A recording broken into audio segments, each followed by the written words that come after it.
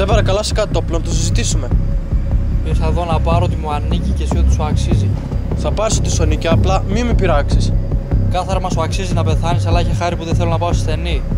Θα σου δώσω αυτό που θέλεις, απλά δώσ' μου λίγο χρόνο. Χρόνος δεν υπάρχει πλέον. Ή μου δίνεις τα λεφτά ή σε καθαρίζω. Μα δεν έχω μία, είμαι άνεργος. Έχω να κουπίσω 20 πάνω από μια εβδομάδα.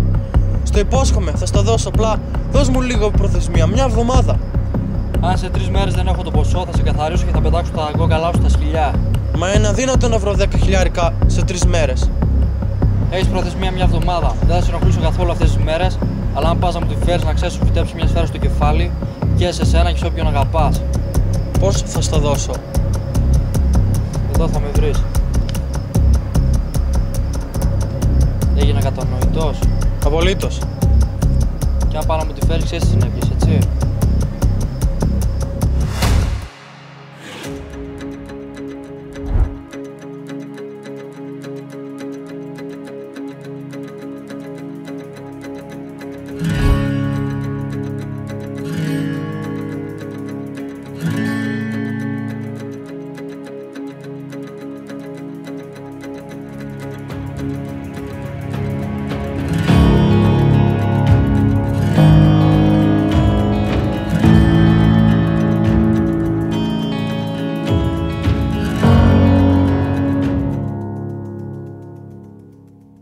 Φοβάμαι πολύ, παιδιά. Πήγαινε να με σκοτώσει. Στα καλά καθημένα. Όχι. Είχαμε κάτι θέματα παλιότερα και από ό,τι φαίνεται αυτά με ακολουθούν και τώρα στο μέλλον. Ναι, άρα όμως κάτι σοβαρό θα έχει στο παρελθόν για να σε κυνηγάει μέχρι τώρα. Ρε παιδιά, μισό λεπτό. Είπες ότι σε απείλησε με όπλο. Ναι, για λίγο θα με σκότωνε. Και γιατί δεν πας στην αστυνομία? Αποκλείεται να το κάνω αυτό. Γιατί Θα μπλέξω κι εγώ. Ρε Μίτσο, μη μας κάς. Πες μου, πού είσαι μπλεγμένος? Αφήστε το καλύτερα αυτό. Από εσάς μια χάρη θέλω μόνο. Άμα έχετε μια θέση στην εταιρεία σας για έναν υπάλληλο. Δυστυχώς δεν έχουμε. Αλλά κάτι θα κάνω για σένα.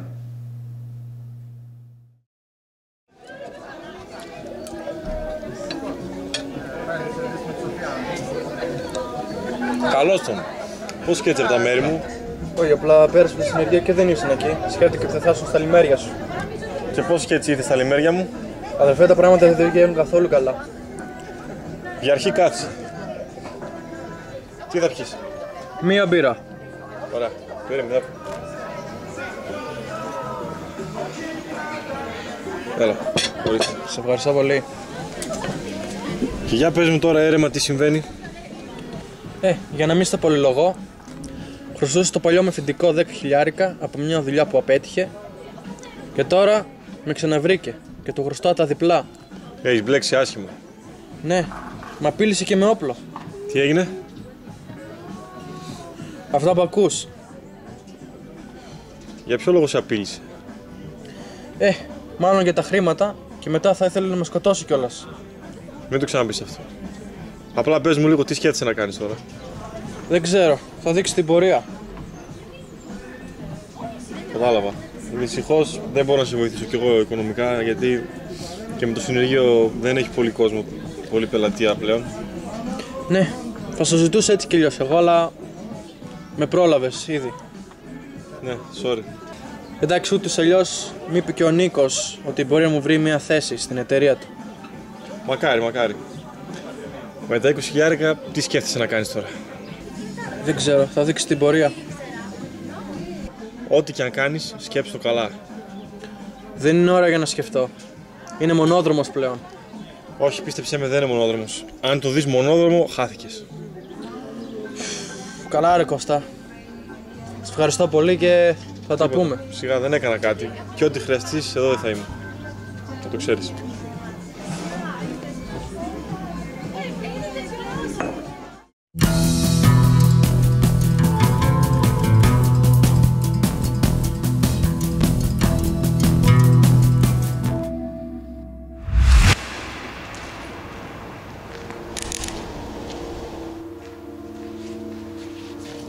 Τα λεφτά που είπαμε. Έκανες αυτό που είπαμε και χαίρομαι γι' αυτό. Αλλά υπάρχει ένα πρόβλημα. Εγώ στη δουλειά μου έχω ένα νόμο. Άνθρωποι που φέρονται λάθος δεν πρέπει να υπάρχουν. Και ένας από αυτούς είσαι εσύ. Όπα, αφού σε έφερα τα λεφτά. Σε παρακαλώ, μην μου κάνεις κακό. Άμα θες, θα σου φέρω κι άλλα, αλλά μην με σκοτώσεις. Δεν θέλω άλλα λεφτά, έτσι είναι η δουλειά μου. Έπληξες με λάθος άνθρωπο. Το επιβεβαίωσα, Αλέξανδρε. Κοιτούσα πριν το αρχείο από τις κάμερες και είδα ότι ο άνθρωπος που μας έκλεψε τα λεφτά είναι ο Δημήτρης. Δεν με στενοχωρεί τόσο το γεγονός ότι έκλεψε, παρά το γεγονός ότι κορόιδεψε τους δικούς του ανθρώπους που τον βοήθησαν και κυρίως τους ίδιους του τους φίλους. Ώρα να τελειώνουμε μετά αυτό. Έλα, Απόστολε. Στείλε μου λίγο πάνω σε παρακαλώ στο γραφείο μου τον Δημήτρη.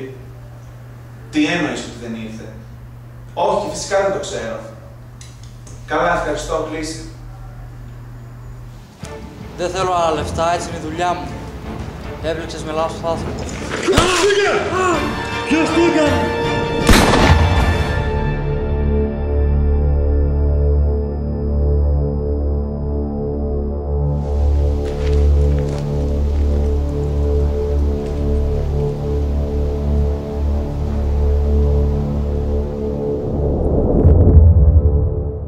Πρέπει οτιδήποτε να ζητήσω συγγνώμη και να σας πω ότι παραλίγο να πεθάνω.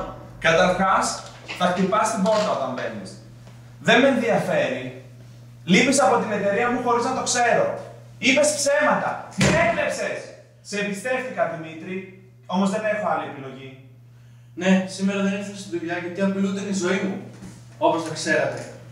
Όσο για τα λεφτά θα σας τα επιστρέψω. Στρέι, όσο μιλάς, τόσο πιο πολύ επιβαρύνεις τη θέση σου. Δεν έχω χρόνο για χάσιμο. Υπέγραψε εδώ και κατέβασε στο λογιστήριο. Απολύεσαι.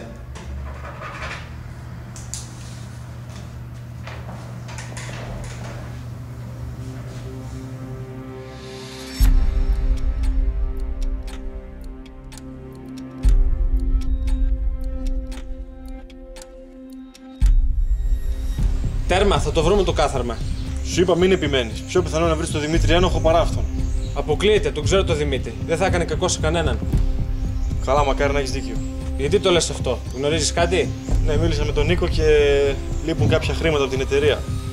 Και υποψιάστηκα κατευθείαν τον Δημήτρη γιατί η τελευταία συζήτηση που είχαμε μου λέει το ότι πώς θα βρει τα λεφτά είναι μονόδρομος. Καταλαβαίνεις τώρα. Καταλαβαίνω, δεν πιστεύω να έχει κάνει κάτι τέτοιο. Μακάρι, τι να σου πω. Ναι. Είμαι με το Σταμάτη, μιλάω, τι θέλεις. Εντάξει, έλα, στον Τολτσό. Άντε. Αυτός ήταν. Ναι. Έρχεται από εδώ, κάτι θέλει να μου πει, λέει. Ωραία, περιμένουμε να δούμε τι θέλει να σου πει. Α, τους έρχεται. Μόνο που έχεις τα μούτρα και έρχεσαι, ενώ με άφησες μόνο εκείνη τη μέρα τραυματισμένο, είσαι πολύ κάθαρμα. Δεν είναι έτσι πως τα λες. Είναι πολλά που θέλω να σου πω. Περίμενε, περίμενε. Έλα. Είναι σίγουρο.